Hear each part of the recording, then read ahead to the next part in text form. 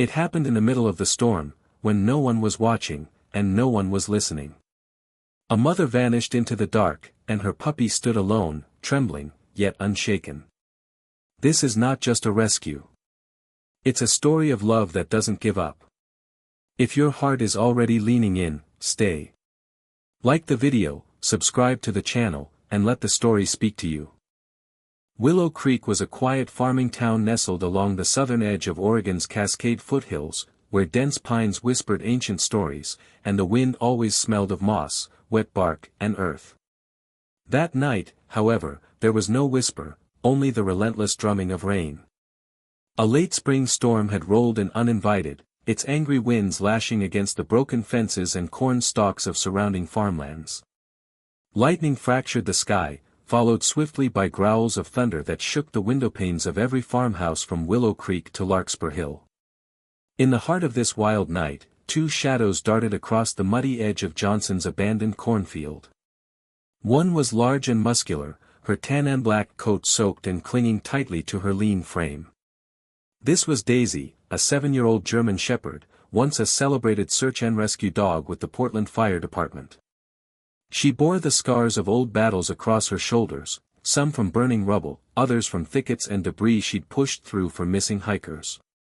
Her ears were always alert, even in rest, and her eyes, once vibrant gold, had dimmed slightly with time and fatigue.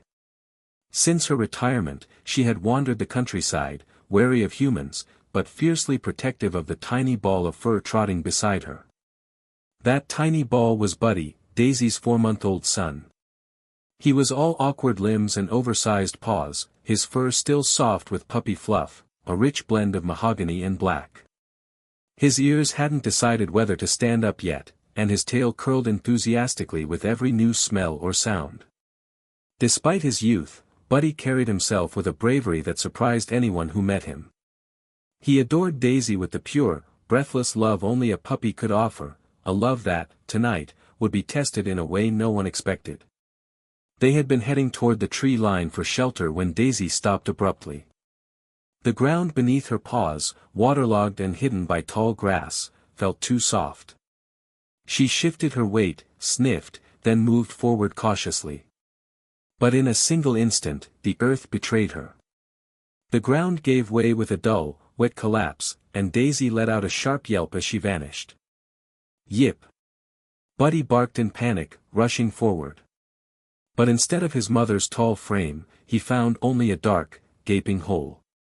Pebbles rolled into the opening, followed by silence, then a distant splash. The old stone well had been forgotten by maps and memories alike, swallowed long ago by weeds and thistle. Its crumbled rim had been hidden under layers of storm-softened mud. Buddy trembled. Rain poured into his eyes as he leaned over the edge, whimpering. WRRF, he barked softly, listening. From the depths came only the faintest echo of a wet breath. His mother was alive, but trapped. And cold. The little pup began to circle the well, whining, barking into the void, his voice rising in pitch and urgency. Then, without hesitation, he sprinted away, paws slipping on the wet grass, nose lowered like a compass needle. He didn't know who or what he was looking for, only that someone had to help. Because he couldn't do this alone. A few miles away, inside a battered green pickup parked just off the forest trail, Eliza Monroe wiped condensation from the windshield with the sleeve of her ranger's jacket. At 38, Eliza was the kind of woman people often mistook for being stern, though the truth was simply that she had known loss too early and too deeply. Tall and lean with long black hair always tied back in a no-nonsense braid, Eliza moved with quiet strength. She'd grown up in Willow Creek, the only daughter of Ranger Thomas Monroe, a man loved by the community for his stories and his stubborn courage. He had disappeared during a landslide rescue mission a decade ago, and though no body was ever found, the forest had never given him back. That night, Eliza was patrolling the lower trails, checking for fallen branches and blocked paths after the storm. She hated storms. Not because of the danger, they were part of the job, but because of what they stirred inside her. The howling wind always sounded like someone calling for help. She had just made a note about a fallen cedar near marker 12 when something strange broke through the storm's usual roar, a bark. No, several barks. Sharp. Repeating. Desperate. She turned off the engine. Again, there it was. A high-pitched yelp, then silence. Then another. Eliza reached for her flashlight and stepped out into the rain. She followed the sound on instinct, boots squelching through mud, her coat quickly soaked. The barks were leading her toward the Johnson property, an area off-limits due to erosion and unstable ground. But the voice, that tiny voice, it was unrelenting. When she reached the edge of the field, she saw him.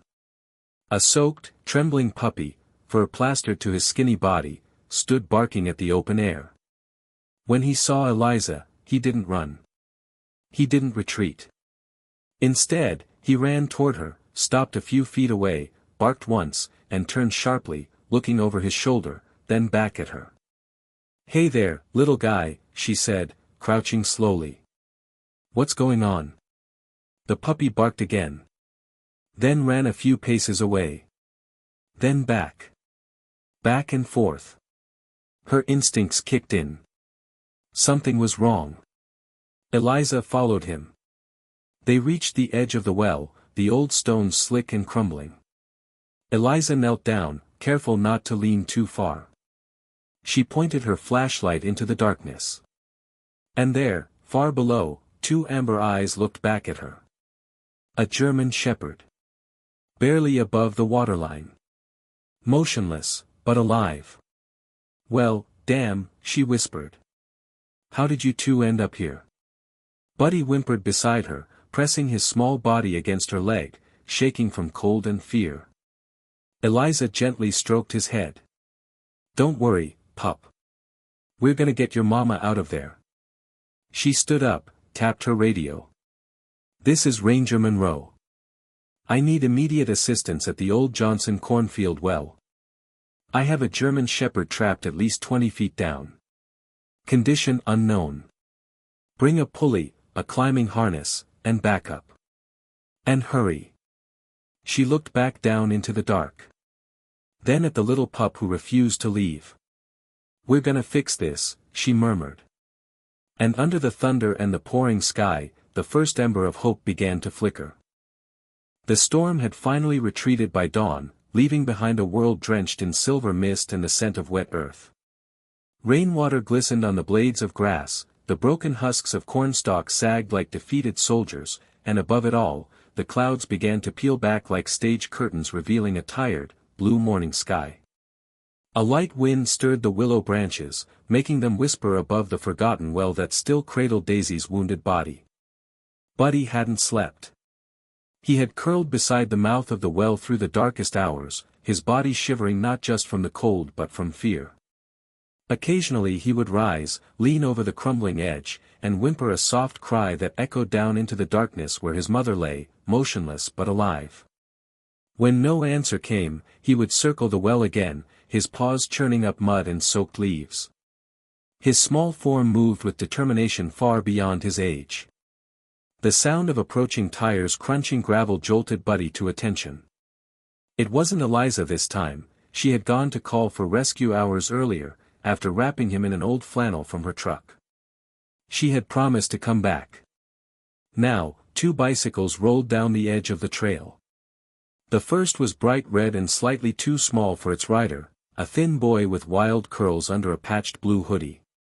This was Jack Miller, age 10, the sort of child who always had dirt on his elbows and a rock collection in his pocket. He was fearless, curious, and slightly too smart for his own good. Behind him rode his younger sister, Molly, age 8, on a sky blue bike with glittering streamers on the handles and a small basket holding her sketchpad. Molly was quiet, pale, and slender with straight blonde hair cut just below her chin. She was cautious, sensitive, and often preferred drawing birds to talking to people. Ever since a neighbor's dog had lunged at her as a toddler, she had grown up fearing most animals, especially dogs. As the two coasted around the bend and toward the clearing, Buddy burst from the shadows, his fur still damp and flecked with dirt. He barked once, sharp and high. Then he sprinted directly into their path. Jack veered and skidded to a stop. Whoa! Hey! Molly screamed and wobbled, nearly tipping. Jack, it's a dog. A big one. Buddy froze just a few feet from them, panting. His tail was down, his ears flattened. He didn't growl, didn't charge, just stood there, staring. His brown eyes were wide, wet, desperate. Slowly, carefully, he took 2 steps forward and whimpered. Jack, intrigued more than afraid, dropped his kickstand and knelt down. He's just a pup, he said, glancing over his shoulder. Look at him, Molly. He's soaked. Molly didn't answer. She had frozen in place, gripping her handlebars tightly, her eyes darting between Buddy and the path ahead. Then Buddy did something unexpected. He reached forward and gently tugged at the sleeve of Jack's hoodie with his mouth. Then, he let go, took a few quick steps away, turned, barked once, and looked back. Jack blinked. He wants us to follow him. No, Jack, what if it's a trick? Molly's voice was small, fearful. He's a puppy, Molly. Not a fox. Jack looked again at Buddy's pleading face. Something's wrong. Molly's gaze met Buddy's for the first time. And in that moment, something shifted. She didn't see fangs or danger, she saw eyes full of worry. She saw a creature too young to be alone, yet determined to help someone else. Her fingers relaxed on the handlebars. Okay, she whispered. Let's see where he takes us. Buddy led them through the soggy field at a trot, occasionally glancing back to make sure they were following. Molly walked her bike beside Jack, keeping her distance but not turning away. The path grew rougher, overgrown with weeds, until they reached the clearing and saw it, the old stone well. What is this place? Jack murmured, stepping forward. Buddy rushed to the edge, barked, then lay down with his front paws hanging over the rim. He whined softly, then looked back again. Jack leaned forward cautiously and peered into the hole. The scent of moss and cold water wafted up. Then, faintly, the shape of a dog, larger, still, came into view. There's another dog down there, he shouted. She's trapped. Molly moved forward slowly, her fear temporarily suspended by curiosity. She kept her eyes on Buddy, who stood beside her now, tail twitching nervously. She's not barking, Molly said. Is she? Jack shook his head. I think she's hurt. Or tired. Or both. Molly's hands trembled slightly as she reached into her basket, pulled out her sketchpad, and tore off a sheet of paper. She took a crayon from her pocket and scribbled quickly. Help. Dog in well. Jack nodded. We have to find someone. Maybe the ranger. Buddy barked at the word ranger, as if in agreement. Molly hesitated. Then said, there's a ranger station near the creek, right? Yeah. But it's a ways back. We'll need to ride fast. As Jack climbed on his bike, Molly looked once more at Buddy. I'll stay, she said softly. He shouldn't be alone. Jack didn't argue. He nodded, pushed off the ground, and pedaled away, the paper flapping from his pocket like a signal flag. As he disappeared into the trees, Molly sat down beside Buddy, carefully keeping her distance. He lay down too, head on his paws, eyes locked on the mouth of the well. For a long while, they just sat in silence, listening to the occasional groan of wind through the willows. Then, without looking, Molly spoke. She's your mom, isn't she? Buddy didn't answer, of course. But he gave a small, whimpering sigh and blinked slowly. Molly scooted an inch closer. I used to be afraid of dogs, she whispered. Still kind of am. Buddy didn't move. But I think, you're different. The puppy inched forward just enough for his side to brush her shoe. She didn't pull away. And so they sat, girl and pup, beside a forgotten well in a quiet field, both waiting for help, and both beginning to understand something about trust. The morning had grown brighter, but not warmer. A soft mist still lingered over the fields of Willow Creek, clinging to the earth as if reluctant to let go.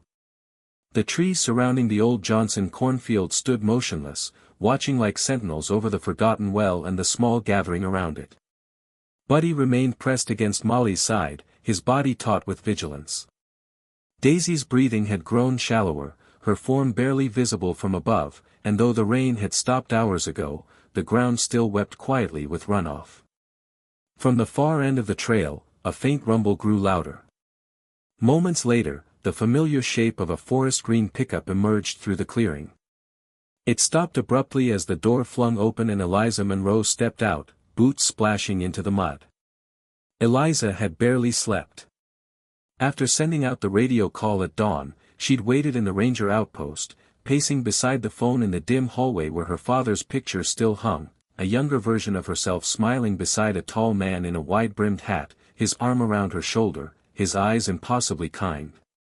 She hadn't looked at that picture in years. This morning, it felt like he was staring right through her.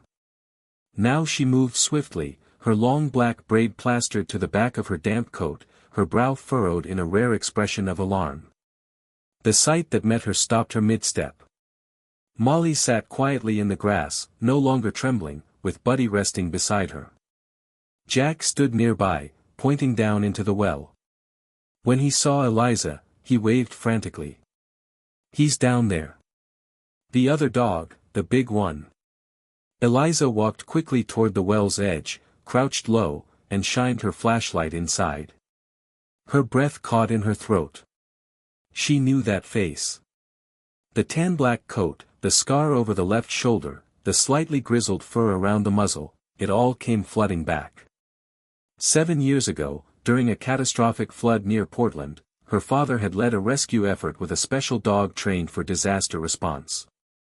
That dog had been fearless, leaping into rushing water to help locate trapped students inside a collapsed school bus. Eliza had seen her only once, dripping and battered but calm, standing beside her father after the final rescue. "Daisy," she whispered. "What?" Jack asked.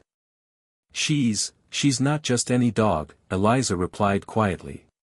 "She worked with my dad." Molly's eyes widened. "The ranger who disappeared?"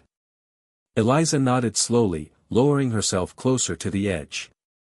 The memories came in sharp flashes, the smell of wet pine, the call over the radio, the days of waiting for news that never came. And now, here was Daisy, returned not as a ghost of that past, but as something still alive, barely. Buddy whimpered beside Molly, then trotted over to Eliza and sat beside her, pressing against her leg. "You've been trying to save her this whole time, haven't you?" Eliza said to the pup, her voice softer now. "You clever little guy." She rose, brushed the dirt from her knees, and turned to Jack. "Thank you for calling me.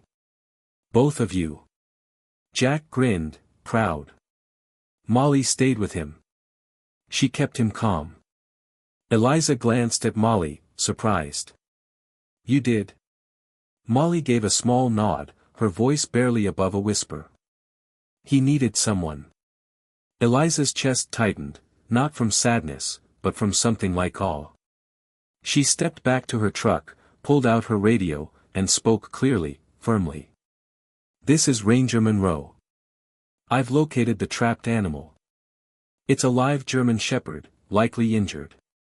Requesting immediate support from the Crescent Valley Rescue Team.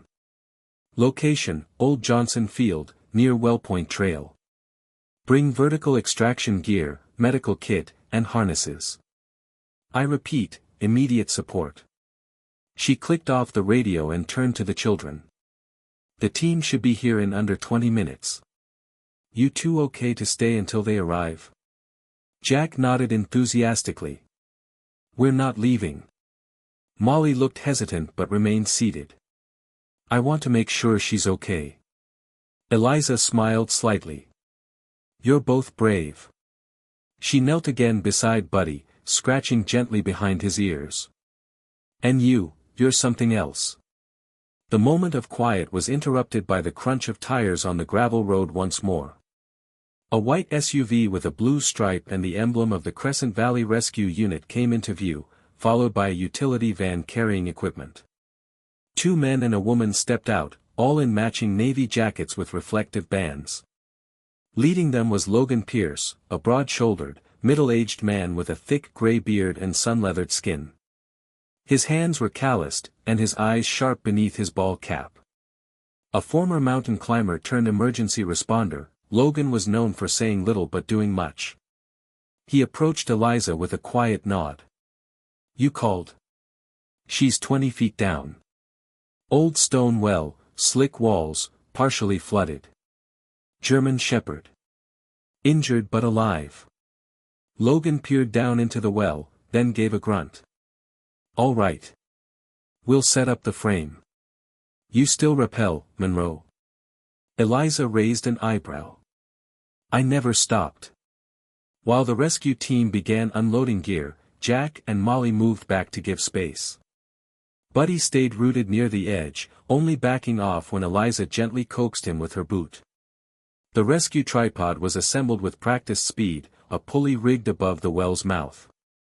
As Logan inspected the anchors, Eliza slipped into a harness, clipped on, and grabbed a headlamp from her belt. "Ready?" Logan gave a thumbs up. "Go slow. Walls are wet. Call out when you reach her." As Eliza descended into the narrow shaft, the smell of moss and cold stone enveloped her. Her feet brushed the edge of the water, and then she saw her, Daisy, barely afloat, wedged against the far wall. Her eyes fluttered open, weak, unfocused.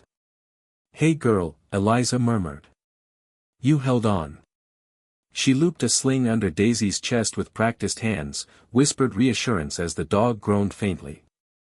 Eliza clipped the sling to the main line above and radioed, "Secure. Start the lift." Above, the pulley groaned to life. As Daisy rose, turning gently in the harness, a quiet gasp rose from the children and the rescue team alike. Her fur was soaked, her frame trembling, but her eyes found Buddy's face above and softened. For a moment, it seemed the air itself paused. Then Logan shouted, "Got her." Daisy was lowered onto a tarp, where Logan and the others began checking her vitals. Buddy ran to her side, sniffing frantically, tail wagging, body trembling with relief. Molly reached out without thinking and stroked his back. "You did it," she said softly. "You saved her." Eliza emerged seconds later, covered in grime and sweat, but smiling. As the team moved Daisy into the van for transport, she turned to Buddy and knelt beside him. "She's gonna make it, because of you. And I don't think we're done yet, little guy." The wind had shifted. It no longer carried the scent of storm but something softer, damp pine needles, upturned soil, and the lingering promise of spring. Above the well, the tripod rescue frame loomed like a silent guardian, its aluminum frame glinting under the morning sun. Cables hung in preparation, secured with meticulous care by the Crescent Valley Rescue Team, their boots stomping through the slush of field and memory. Buddy stood motionless at the edge of the well, his eyes locked downward into the darkness where Daisy had just been lifted. The sling that once cradled her now swung empty, swaying gently. He didn't seem to register the noises around him, the clanking of carabiners, the hum of radios, or the soft exclamations of relief. His gaze was unwavering, as if waiting for confirmation that his mother was truly safe. Eliza crouched beside him, removing her gloves with slow hands. Her face was smudged with dirt and sweat, and her braid clung to her neck like a vine. She reached over and ran her fingers gently along Buddy's back. "She's okay," she murmured. "You did good, little guy." Buddy whimpered softly, then barked once, short and sharp, as if to tell the whole field he had done his job. Eliza stood and gave a subtle nod to Logan, who was kneeling beside Daisy's still body, checking her pulse and breath. "Vitals?" she asked. Logan didn't look up. "Weak, but steady. She's got some lacerations on the hind legs and possible hypothermia. But if we keep her warm and get fluids in her, she's got a fighting chance. Eliza exhaled deeply, the breath catching in her chest like it had been waiting years to be released. In the distance, Molly stood quietly, holding her small pink phone with both hands. She had started filming moments before the final pull, at first hesitantly, but then with purpose. Her fingers trembled not from fear but from something new, awe. She'd never seen something like this in real life, where humans and animals came together in shared effort, where silence was more powerful than words. She zoomed in on Buddy's face as he looked down the well. There was something deeply human in his stillness, something ancient. Next to her, Jack was sketching the scene in the margins of his school notebook. He wasn't the kind of boy who normally drew, but today he didn't know what else to do. He wanted to capture it, this moment, when something small made something big happen. A short woman emerged from the rescue van, moving briskly. She wore a navy parka, her auburn hair tucked into a knit cap, and carried a warm blanket and 2 4-packs. This was Dana Liu, the unit's field medic, 34 years old, pragmatic and precise, with a reputation for staying calm under the worst pressure. Born to Taiwanese immigrants, Dana had grown up in Seattle but had moved to Oregon for quieter skies and a slower rhythm. She knelt beside Daisy and gave a quick glance at Logan. She's hypothermic, but no major fractures. I can get the fluid started here. We'll warm her up en route. Buddy barked again and trotted over, tail low but wagging slowly. Dana paused, then reached out, palm up. Hey there, sweetheart. She's in good hands. Buddy sniffed her fingers, then pressed his head gently against her arm. Eliza watched from a few feet away, her chest tightening again. There was something unbearably noble in the pup's gesture, a silent acknowledgement of trust. Let's load her, Dana said. We'll get her stable at the clinic. The team moved quickly but gently. Daisy was placed onto a stretcher lined with thermal blankets, and Buddy walked beside them the whole way, never letting her out of his sight. When the van doors opened, he tried to leap in, but Eliza stopped him with a firm hand. Wait, she said gently. Let's give them a minute to work. Buddy whined but sat, obedient, though his tail thumped anxiously against the ground. Molly approached Eliza with her phone still in hand. Is she gonna make it? Eliza looked at the girl for a long moment, then down at the video screen. On it, the footage showed Buddy barking as the rope descended, and Eliza's hand reaching to stroke his fur. She's stronger than she looks, Eliza said. And she's got the best reason in the world to keep fighting. Molly lowered the phone. I think people need to see this. Eliza tilted her head. See what? How he wouldn't leave. How he knew who to trust. How it matters. Eliza's gaze softened. You've got a good eye, Molly. Molly didn't smile, but she nodded, and for the first time in years, she felt proud of standing still beside a dog. Nearby, Jack leaned over a boulder, showing his sketch to Logan. I made you look like a superhero, he said, beaming. Logan let out a rare chuckle. Don't show my wife. She'll think I actually believe it. As the van doors closed behind Daisy, Eliza finally allowed herself to look away from the well. The field now felt different, no longer a place of danger, but one where something had been pulled back into the light. Not just Daisy, but something else. A piece of her past she'd buried in silence. She looked down at Buddy. Ready to go see her? He stood up instantly, ears perked. I thought so. Eliza reached for the passenger door and opened it. Buddy jumped in, curling on the flannel blanket she'd used earlier. He looked up at her, expectant, but calm. She closed the door gently and walked around to the driver's side. The van ahead had already started moving. Logan gave a nod from the front seat, and Dana raised a hand in farewell. Eliza started the engine and pulled onto the trail behind them. As they drove away from the well, the willow branches above them swayed in a rhythm almost like breath, gentle, alive, and watching. The drive to the Crescent Valley Veterinary Clinic took just under 15 minutes, but for Buddy, it felt like a lifetime. He sat upright in the front passenger seat of Eliza's pickup, staring out the windshield as if willing the road to bend faster, to shorten, to carry him quicker to the van ahead where his mother lay wrapped in blankets and 4 lines. The early sun streaked through the pines, casting long golden rays that flashed across his eyes, but he didn't blink.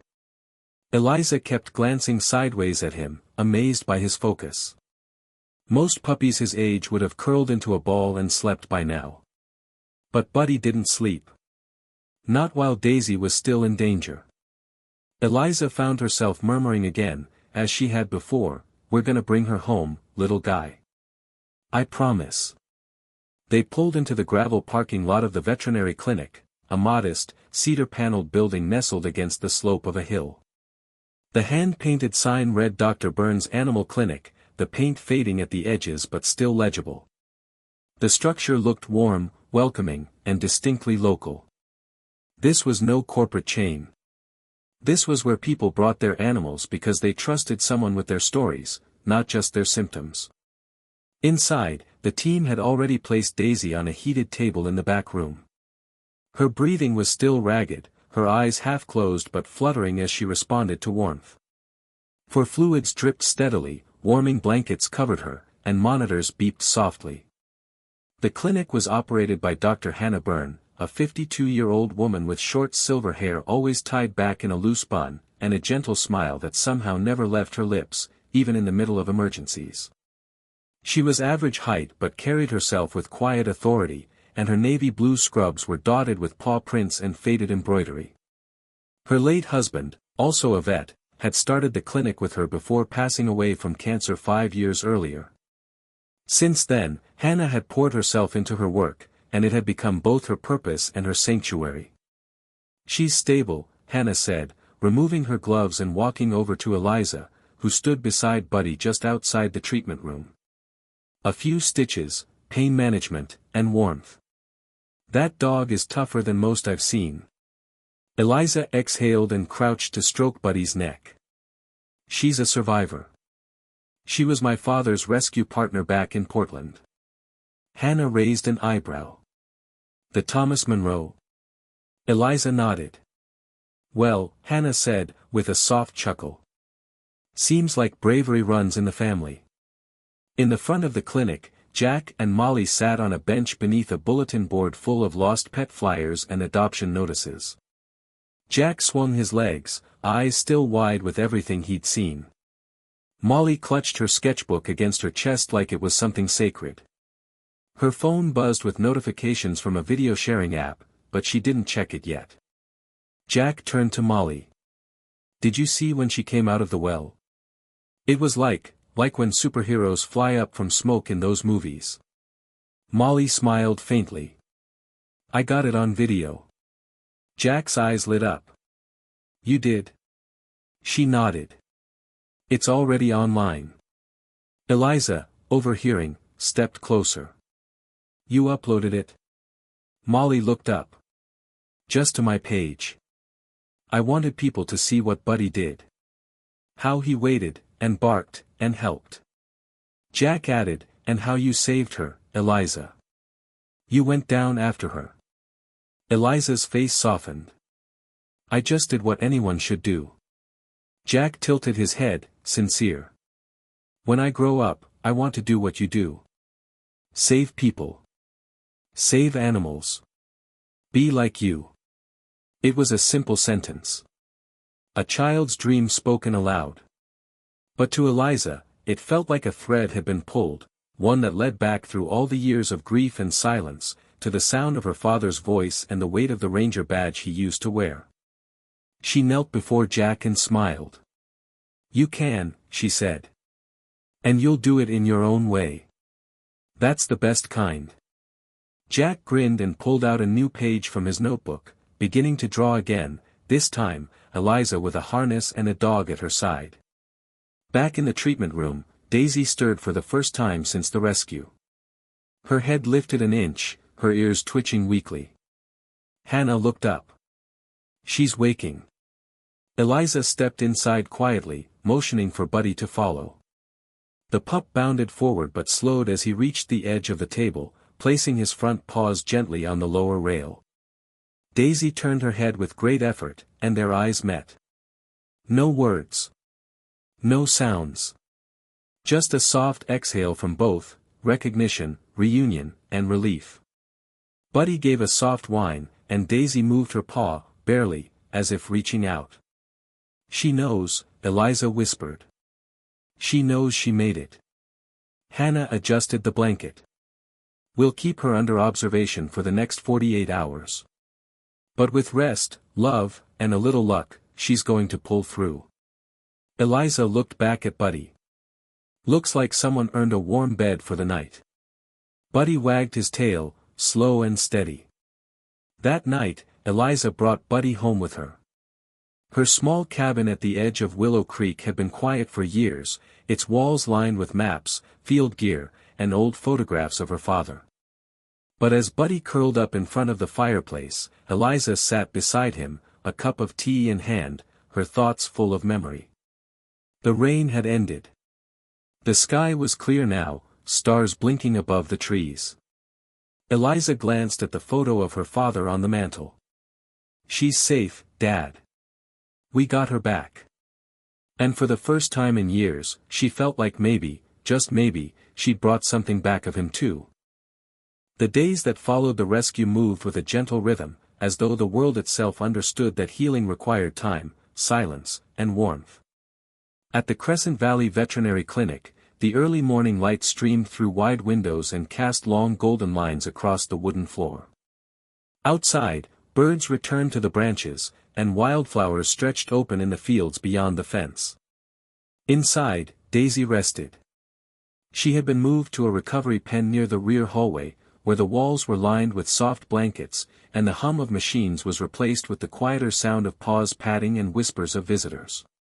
Her hind legs were wrapped in clean gauze, the bruising on her side was fading, and the gash near her hip had been carefully stitched. Her eyes still opened slowly, with effort, but more often now they stayed open longer. Buddy lay curled against her belly, his small chest rising and falling in sync with hers. He had refused to leave her side since the moment she was placed here. The vet staff gave up trying to move him.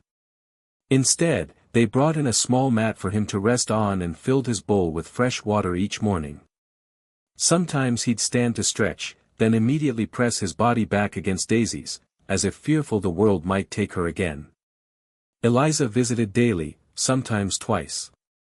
Her ranger work hadn't slowed, trees still fell, trails still washed out, but she carved time from her schedule like it was non-negotiable. Each morning she arrived with a new story for Daisy and Buddy, sitting cross-legged near their pen, a cup of coffee in one hand and a folder of paperwork in the other. One morning, as the wind tugged gently at the ivy growing outside the clinic windows, Eliza walked in carrying a folder labeled Portland Fire Department, K-9 Division Archives. She had found it buried in the back of a steel drawer at the ranger's office, one of the last boxes her father had stored before the flood. Inside the folder was a black-and-white photo, a younger Daisy, ears perked, standing proudly beside Thomas Monroe, both soaked to the bone, both smiling. There were also mission reports, commendation letters, and a handwritten note from Thomas himself that read, "No one gets left behind, not on my watch, and never on hers." Eliza stared at the note for a long time. That afternoon, she called the Oregon State Department of Public Service and began the paperwork to nominate Daisy for an honorary title, State Rescue Dog Emeritus. It was a title rarely awarded, reserved for canines whose contributions had gone beyond expectation, whose service had altered lives. Dr. Hannah Byrne, upon hearing about the nomination, printed out the forms herself and signed as medical witness. "She's more than earned it," she said with a nod. Meanwhile, word of the rescue had begun to spread through the small town.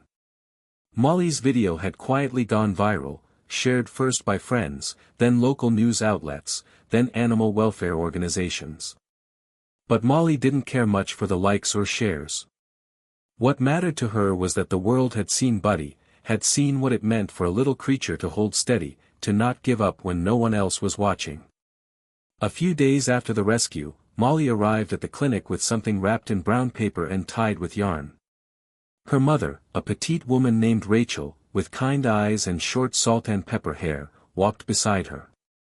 Rachel was a teacher at the local elementary school, known for her calm demeanor and an uncanny ability to make even the rowdiest children sit still. Molly held the package like a gift meant for someone sacred. "I made this for you," she said, standing in front of Eliza, who had just stepped out of Daisy's pen. Eliza tilted her head. "For me?" Molly nodded and unwrapped it carefully. Inside was a photograph, one that Molly had printed from her phone, and placed into a handmade frame. It was the photo of Buddy at the edge of the well, rain still falling, his eyes locked downward in a moment of pure, selfless focus. "I took it right before he barked," Molly said. "Before you went down." Eliza stared at the image. Something inside her stirred again. She could still feel the wet rope in her hands, the cold stone against her knees, and the sound of Buddy's voice above as she descended into the darkness. That image captured something more than just a moment, it held the essence of the story. "Thank you," Eliza said quietly. "This means more than I can say." Rachel placed a hand gently on her daughter's shoulder. "She's never done anything like this before." "I'm honored," Eliza replied, and meant it. Back in the recovery room, Daisy stirred. Her head lifted slightly as she watched Molly and Eliza from across the room. Buddy perked up, tail thumping softly, then lowered his head again, content simply to be near her. Later that evening, Eliza hung the photograph on a small corkboard in the ranger cabin, right next to her father's photo. Under it, she wrote a single line, "The bravest hearts come in small forms." That night, she stood at the cabin window, the moonlight spilling across the wooden floor. In the fireplace, embers glowed softly, warming the room in the same quiet way healing warms the heart, not loudly, not quickly, but fully. Daisy was still recovering. Buddy was still watching. And for the first time in years, Eliza felt that something broken had started to mend, not just in Daisy, but in herself.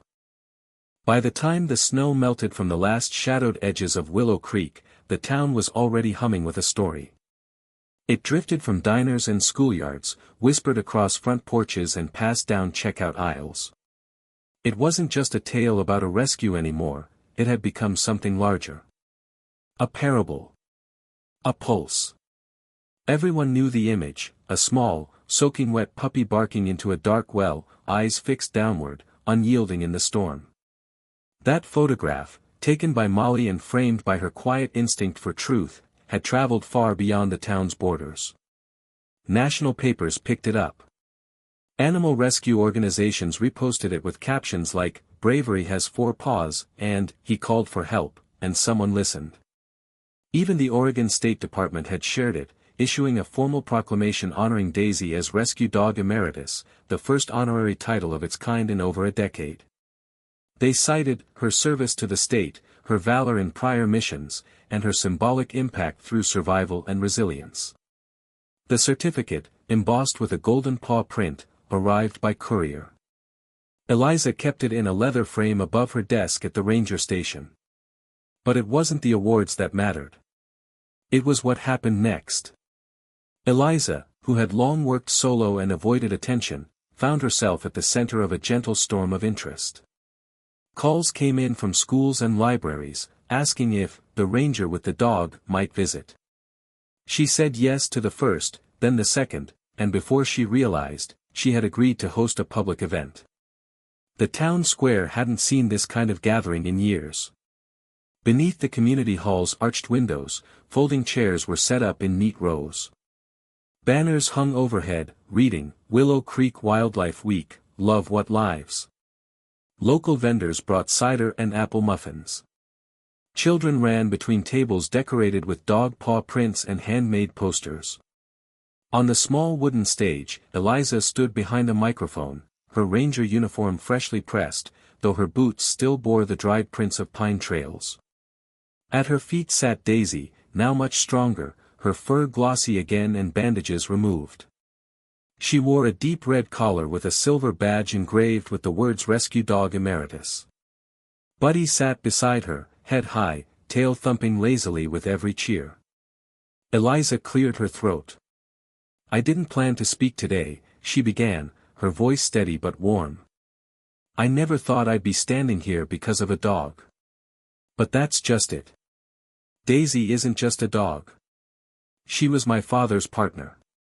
She carried him into danger, and when he didn't come back, she carried that weight with her. And Buddy." She looked down at the puppy now sitting proudly in front of her. "Buddy reminded us that even when we feel small, we can act with great purpose." The crowd erupted in applause. In the front row sat Jack and Molly, legs swinging off their seats. Both wore matching shirts printed with a simple design, a paw print overlaying a heart. After the event, the real work began. Eliza partnered with the town library and local school district to start an educational outreach called Buddy's Paw. The program included story hours, safety lessons about wildlife, and creative art workshops where children learned to observe, respect, and protect animals. The message was clear: kindness wasn't passive, it required action. Once a week, Eliza brought Daisy and Buddy to the school gymnasium. Children sat cross-legged on the floor, wide-eyed as they watched Buddy demonstrate rescue alert behavior, his famous bark and paws, now part of a training script. Daisy didn't do tricks anymore, but she lay quietly while the children took turns brushing her, learning to be gentle, to notice the way her eyes softened when someone spoke kindly. On one bright Wednesday afternoon, during one of these sessions, a boy named Noah approached Eliza. He was a quiet child, dark-haired, round-shouldered, and always dressed in long sleeves even in spring. He rarely raised his voice, and some teachers whispered he might have anxiety. But that day, he came up after the session, his voice almost a whisper. "I saw Buddy in the video," Noah said. "He waited and barked and didn't stop, even when no one came." Eliza nodded. "He believed someone would hear him." Noah scratched Daisy's chin, his small fingers tentative but steady. "I think I want to learn that, too. How to not give up." Eliza smiled. "That's what this is for." As the program grew, so did Buddy's reputation.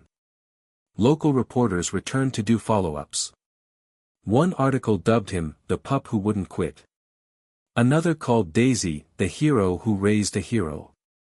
Jack and Molly were named the first junior ambassadors of Buddy's Paw. Their roles were symbolic, but they took them seriously. Jack began volunteering at the ranger station, helping refill feed stations for birds and logging wildlife sightings in a dusty notebook he called the Field Log of Willow Creek. Molly, in her own quiet way, organized a school fundraiser to create Buddy's Paw patches, embroidered emblems children could earn after completing lessons or acts of compassion toward animals. She never sought the spotlight, but more than once, someone would find her sitting beside Daisy, sketching. Her favorite was a drawing of Buddy standing on a cliff, looking down into a well of stars. One afternoon, as the sun dipped low behind the hills, Eliza sat on her cabin porch watching Daisy and Buddy nap together in the last warmth of day. A gentle breeze stirred the wind chimes. From the town below, faint laughter and music drifted upward, families gathering for the Spring Earth Fair, an event that Buddy's Paw now helped host. Eliza reached into her pocket and pulled out the small photograph Molly had given her, the one of Buddy at the edge of the well. She'd looked at it 100 times. But now, it meant something new. This wasn't just about a rescue. It was about what followed. About what was built after the fear, the fall, the silence. Buddy hadn't just saved Daisy. He had reminded an entire town how to care. Spring deepened in Willow Creek, rolling gently into early summer. The fields bloomed with wild lupins and daffodils, the river ran clearer and calmer, and the hills exhaled the last of winter's silence. Life pulsed quietly beneath the canopy of the forest, and at the edge of it, tucked beneath a tall cluster of willows, stood a small cabin, its wood faded with time, its porch shaded by hanging vines and wind chimes that whispered when the wind stirred. It was home now. A home not just for Eliza Monroe, but for two hearts that had once been lost. The cabin sat at the end of a dirt trail few traveled. It had one bedroom, a wood stove, a creaky porch swing, and a sloped tin roof that echoed the rain like a lullaby. Eliza had lived here alone for years after her father's death, the space once a place of retreat, now transformed into something warmer. On the front lawn, just beneath the largest willow, a wooden sign had been hammered into the earth. The grain was raw, but the engraving was smooth, each letter carved with care and coated in weatherproof varnish. It read, "Where Mother fell is where all three of us rose." Eliza had carved it herself one early morning, after Daisy's recovery had fully stabilized and Buddy had outgrown every blanket in the house. It wasn't just a tribute. It was a truth. Daisy, now almost 9, moved slower than before. The climb up the porch steps took more effort, and some mornings she chose to lie under the willow rather than chase squirrels. But her spirit had not dulled. Her eyes, deep and amber, still watched with calm, quiet devotion, especially when they settled on Buddy. He had grown taller, his legs strong and chest beginning to fill with the muscle of youth. His fur had lost its puppy fluff, replaced by a handsome coat of black and russet. But his habits hadn't changed. Every evening, after dinner, he would curl up beside Daisy on the porch, resting his head across her back like a promise he never intended to break. Eliza watched them from her rocking chair most nights, a cup of chamomile in hand, boots kicked off at the edge of the steps. Her long braid had grown a few silver threads, and her eyes, always sharp in the field, softened when they lingered on the dogs. Sometimes she spoke aloud, even when no one was near. "You were right, Dad," she said one night, the moon high over the valley. "The forest gives back. Not in the way we expect. But it does." The small family's routine had become a comfort to the community as well. Children from the Buddy's Paw program sometimes visited the cabin for weekend hikes or to sit under the willow and listen to stories about rescue dogs, about loyalty, about listening even when no one else is. Among the regular visitors was June Rowley, a retired librarian with short, snowy hair and glasses that always slid down her nose. June had lived in Willow Creek her entire life and now spent her days gardening, reading poetry, and organizing town events. She brought Eliza hand-labeled jars of jam and always carried a camera slung around her neck. It was June who had captured the photograph of Daisy lying in the shade with 3 children nestled around her, Buddy at attention nearby. The photo later hung in the town hall with a simple caption, "What trust looks like." And there was Caleb Thomas, a soft-spoken local carpenter in his early 40s with broad shoulders and a slow, thoughtful way of speaking. He had helped repair Eliza's porch railing after the winter ice cracked it, and he'd returned once a month since, always with an excuse, fixing the steps, sealing the roof, hanging flower boxes. Eliza knew. But she didn't mind. Caleb never pushed conversation. Sometimes they just stood side by side, watching the dogs play in the dusk. One evening, as fireflies began to rise from the grass, Caleb leaned against the porch post and said, "I didn't know a story like this could change so much. The town, the kids, even me." Eliza smiled softly. "Me too." Inside the cabin, above the fireplace, the photo of Thomas Monroe remained, Eliza's father, in his ranger uniform, hand resting on Daisy's younger shoulder. Next to it now hung Buddy's photo at the well, and a newer picture, the 3 of them, standing in front of the cabin beneath the willow, Eliza in the middle, one hand resting gently on each dog. Evenings in the cabin were quiet. After dinner, Daisy and Buddy would settle on their shared mat by the fire. Eliza often sat nearby, reading or writing, the warmth of the flames casting shadows on the wooden walls. Sometimes, when the wind was just right, it brought the faintest echo of the river. And sometimes, when Eliza closed her eyes, she could still hear the bark, a single, desperate call in the middle of a storm, and the sound of boots pounding through mud, the feeling of rope in her hands, the weight of her own heartbeat in the dark. But it no longer haunted her. Now, it was a memory laced with light. One particular morning, as the sun rose over the ridgeline and spilled gold through the mist, Eliza opened the front door and stepped onto the porch barefoot. Buddy trotted ahead of her and stretched with a yawn, then turned back as if to say, "Come see." Daisy was already beneath the willow, blinking slowly, as if greeting the day. Eliza followed and knelt beside them. She reached forward and rested her hand between their shoulders, feeling the heartbeat beneath the fur. Then she leaned back and looked up at the trees swaying above them. "We're home," she whispered. And in the silence that followed, there was peace. Sometimes the ones who save us aren't the loudest or the strongest, they're simply the ones who stay, who wait, who love without needing words. In our own lives, we all have moments when we feel like we've fallen into a well, lost, cold, unheard. But what if someone is already on their way to help? Or what if you're the one who needs to bark into the silence for someone else? If this story touched you, please share it with someone who needs hope today. Like the video, subscribe to the channel for more stories that warm the heart, and leave us a comment below. And tell us, when was the last time someone showed up for you in a way you didn't expect? We'd love to hear your story.